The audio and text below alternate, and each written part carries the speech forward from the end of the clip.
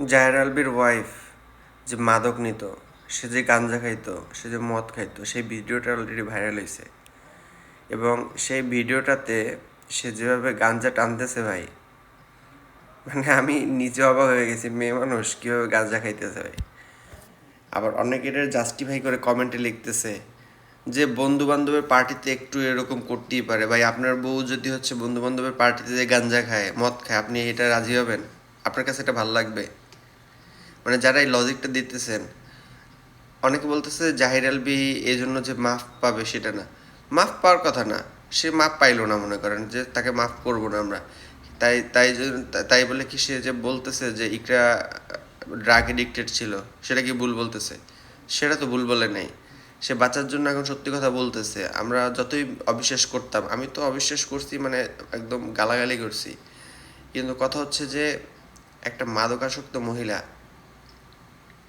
আত্মহত্যা করছে, এটা একটু বুঝতে হবে যে একটা মাদকাসক্ত মহিলা আত্মহত্যা করছে।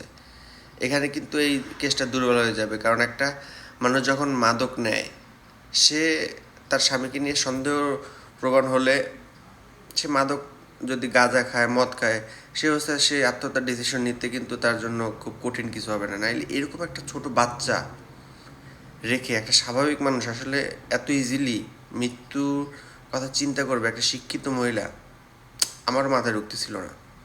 উনি অবশ্যই তখন ড্রাগ এডিক্টেড ছিল, হয়তোবা তখন এই ডিসিশন নিয়ে করে ফেলছে। ওনার এগুলা কোনো কিছু যায় আসে নাই।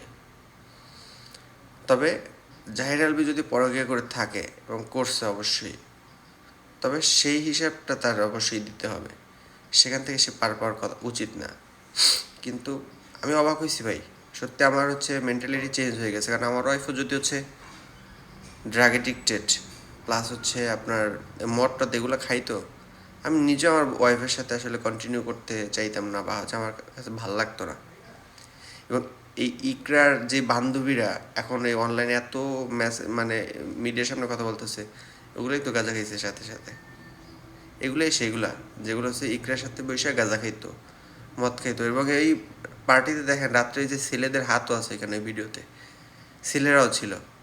চিন্তা করছেন? জাহির আলভি ছিল না, কিন্তু তারা ছেলেরা মেয়েরা নাইট পার্টি করতেছে, গাঞ্জা খাইতেছে, মদের বোতল। অদ্ভুত ভাই। আসলেই কে ভালো কে মন্দ জাজমেন্ট করাটা আসলে খুবই ডিফিকাল্ট।